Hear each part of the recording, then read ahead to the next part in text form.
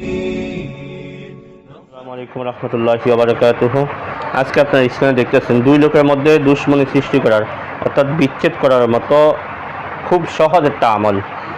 ইনশাআল্লাহ এই কাজটা আপনি কীভাবে করবেন, কখন করবেন, কোন পদ্ধতিতে করবেন সেই বিষয়টা ইনশাআল্লাহ আলোচনা করা হবে। খুবই সহজ। যারা নিজেরা করতে চান তারা সম্পূর্ণ ভিডিও দেখে কাজ করবেন, বা যারা আমাকে দিয়ে করাতে চান তারা স্ক্রিনে ইমো নাম্বার, হোয়াটসঅ্যাপ নাম্বার দেওয়া আছে, আমার সাথে যোগাযোগ করবেন। ইনশাআল্লাহ গ্যারান্টি সহকারে সকল কাজ করা হবে। আল্লাহর কালাম দিয়ে কাজ করব, আমি চেষ্টা করব সম্পূর্ণ করার মালিক আল্লাহ। তবে ইনশাআল্লাহ কাজের অভিজ্ঞতা থেকে গ্যারান্টি, ফলাফল ইনশাআল্লাহ নিশ্চিত। তো কাজটা আপনি কখন করবেন?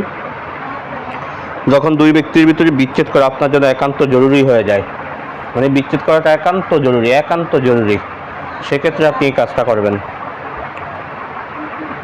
আপনি সরাসরি কিতাব থেকে আমি বলি, 7 দিবস পর্যন্ত, মানে 7 দিন পর্যন্ত একখানা কাঁচা ইটের উপর 7টা কাঁচা ইট আপনি সংগ্রহ করবেন।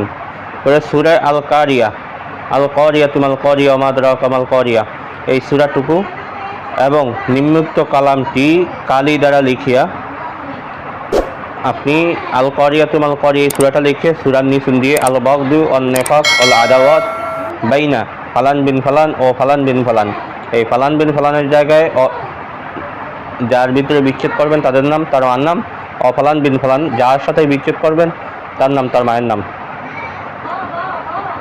যখন আপনার লেখা কমপ্লিট, একটা ইটের উপরে আল কারিয়া সূরা লিখবেন, তার নিচুন দিয়া এই কালামটুকু লিখে নামগুলা লিখবেন। লিখে ওই ইটটা আপনি নদীর ভিতরে ফালিয়ে দেন। যেখানে নদী নাই সেখানে বৃহত্তর পুকুরের মধ্যে ফেলে দিবেন। আল্লাহর ইচ্ছায় 1 সপ্তাহের মধ্যে উভয়ের ভিতরে বিচ্ছেদ হয়ে যাবে ইনশাআল্লাহ। খুবই পাওয়ারফুল একটা কাজ ইনশাআল্লাহ। তো বন্ধু, আজকে আলোচনাটা এই পর্যন্ত থাকবে। দেখা হবে পরবর্তী ভিডিওতে, সে পর্যন্ত আমার সাথেই থাকেন। ওয়া মা তাওফিক ইল্লা বিল্লাহ। আসসালামু আলাইকুম রহমতুল্লাহি ওয়া বারাকাতুহু।